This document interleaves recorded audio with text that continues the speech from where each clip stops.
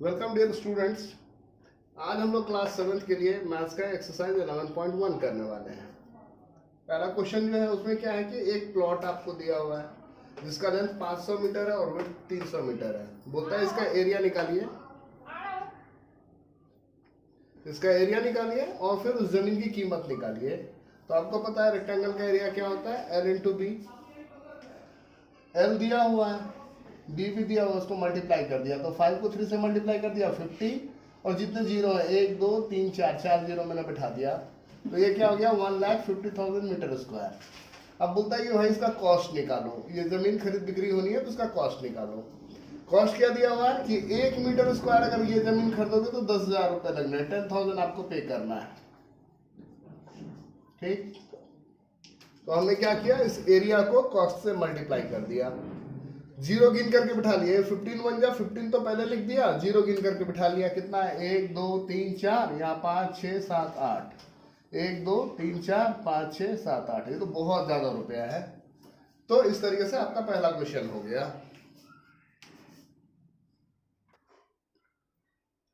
Question number 2 देखते हैं। Question number 2 में क्या क्या रखा है कि एक स्क्वायर दे रखा है आपको, और उसका बोलता है ये पेरीमीटर 320 मीटर है। बोलता है इसका एरिया बता दीजिए। तो पेरीमीटर ऑफ स्क्वायर का फॉर्मूला तो आप लोगों को पता है, 4 इंटू साइड, और ये पेरीमीटर की वैल्यू में दे रखी है कितनी, 320। तो 4 इंटू साइड इक्वल 320। यहाँ पर 4 क्या हो रखा है, मल्टीप्लाई। तो अगर इसको इक्वल साइन की तरफ ले जाएंगे तो डिवाइड हो जाएगा, यानी साइड क्या आ जाएगा, 320 डिवाइडेड बाई 4। उसको 4 से डिवाइड करेंगे तो कितना आ जाएगा, 80 मीटर। अब आपका साइड आ गया 80 मीटर।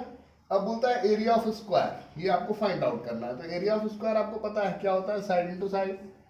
तो आपने क्या किया, 80 इंटू 80 कर दिया, 8 8 जा 64, और उसमें ये जीरो और ये जीरो बैठा दिया, 6,400 मीटर स्क्वायर। यानी अगर जो प्लॉट है उसका पेरीमीटर इतना है, स्क्वायर प्लॉट है, तो उसका एरिया क्या होगा, 6,400 मीटर स्क्वायर। आइए लगे हाथों क्वेश्चन नंबर 3 भी कर लेते हैं। इसमें क्या है कि एक रेक्टेंगुलर प्लॉट है जिसका एरिया आपको गिवन है कितना, 440 मीटर स्क्वायर। ओके, और इसका विड्थ जो है, ब्रेड्थ, वो दे रखा है 22 मीटर। बोलता है कि भाई सबसे पहले तो इसका लेंथ निकाल करके दीजिए, और उसके बाद इसका पेरीमीटर आप निकाल करके दीजिए। तो फॉर्मूला तो आपने देख ही रखा है, रेक्टेंगल का एरिया का फॉर्मूला क्या होता है, एल इंटू बी। एल आपको पता नहीं है, लेकिन विड्थ मालूम है कितना, 22। एल इंटू 22 कितना हो गया, 440। यानी एल क्या हो जाएगा, यहाँ पर ये 22 मल्टीप्लाई में इधर जाएगा तो डिवाइड हो जाएगा। तो 440 को 22 से डिवाइड किया, 22 को 2 से मल्टीप्लाई करेंगे तो 44 हो जाएगा, और ये एक जीरो बैठा दिया, यानी लेंथ आ गया आपका 20 मीटर। क्लियर। अब तो सर बहुत आसान हो गया, आपने लेंथ तो निकाल ही दिया ना, 20 मीटर आपने लेंथ निकाल दिया। अब क्या करना है, पेरीमीटर निकालना है, सीधा फॉर्मूला में डालना है। पेरीमीटर क्या होता है, 2l प्लस बी। 2l आपने निकाल ही दिया है 20, बी दिया ही हुआ है 22। ऐड कर दीजिए, ऐड करेंगे तो 42, उसको 2 से मल्टीप्लाई किया तो कितना हो गया, 84 मीटर। तो इस तरीके से आपका क्वेश्चन नंबर 3 भी हो गया। अब हम लोग सीखेंगे क्वेश्चन नंबर 4। क्वेश्चन नंबर 4 में क्या है, बेसिकली वही पेरीमीटर वाले फॉर्मूले का एप्लीकेशन है।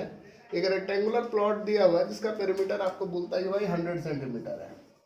कोई प्रॉब्लम नहीं है, आपने मुझे लेंथ दे रखा है, 35, और आपका पूछ रहा है कि विड्थ कितना होगा।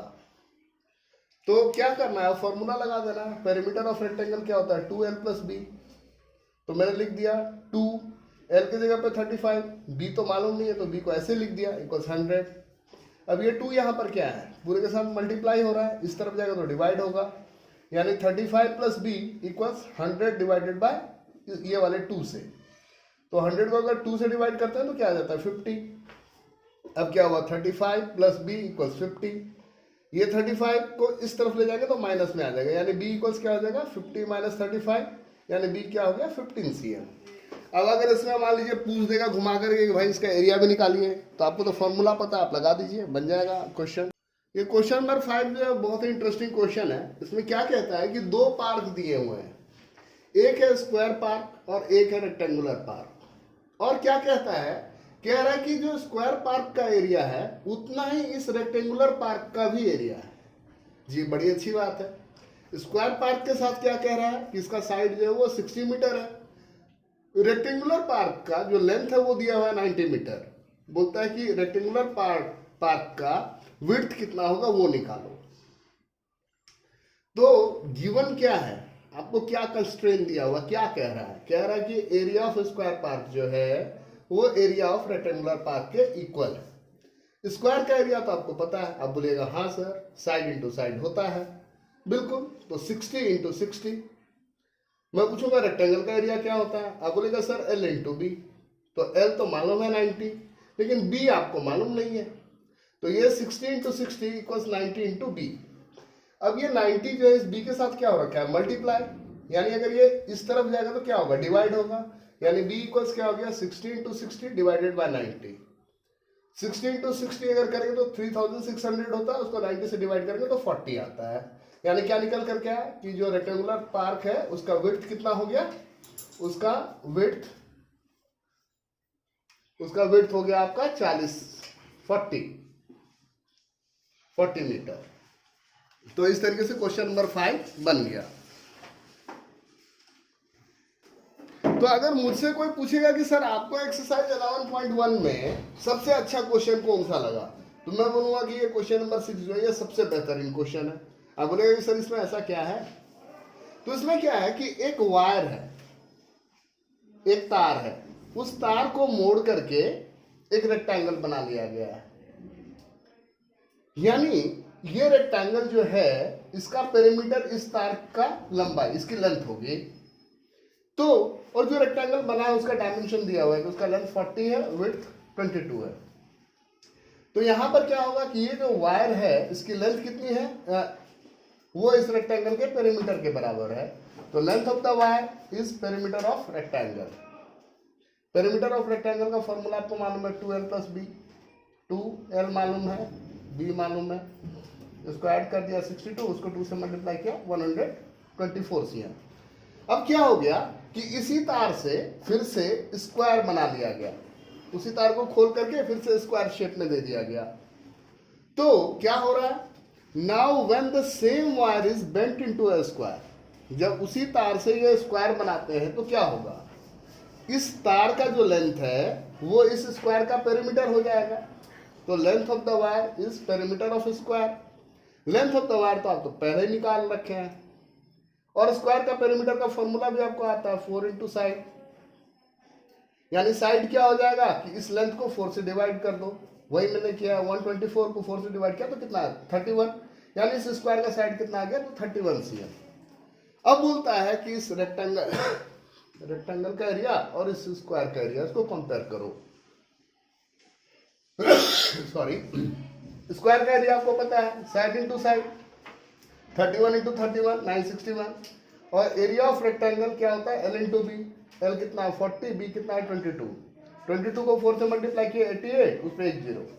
कहने का क्या मतलब है, मैंने शुरू में बताया था कि ये क्वेश्चन मुझे बहुत अच्छा लगा। इसका रीजन क्या है कि सर यहां से हम एक बहुत बड़ा फैक्ट को कंक्लूड कर सकते हैं।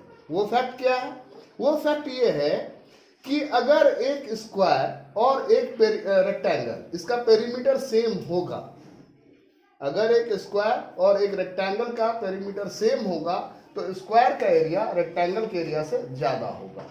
ये फैक्ट है और यही इस क्वेश्चन की ब्यूटी है। आइए हम लोग करते हैं next question, question number 7। Question number 7 में क्या कह रहा है कि एक रेक्टेंगल है जिसका पेरीमीटर दे रखा है आपको 130, उसका विड्थ दे रखा है 30। बोलता है इसका L पहले निकालो और फिर एरिया निकाल दो। बहुत आसान क्वेश्चन है। पेरीमीटर ऑफ रेक्टेंगल का फॉर्मूला आपको मालूम है 2l प्लस बी। 2l तो मालूम नहीं है, b मालूम है 30 प्लस 130। ये 2 यहाँ मल्टीप्लाई में इधर आएगा तो डिवाइड होगा, l प्लस 30 प्लस 130 बाई 2 यानी 65। ये 30 को इधर ला करके माइनस कर दिया तो l क्या हो गया 65 माइनस 30 यानी l क्या हो गया 35। अब बोलता है एरिया निकालो, तो एरिया क्या होता है L इंटू बी।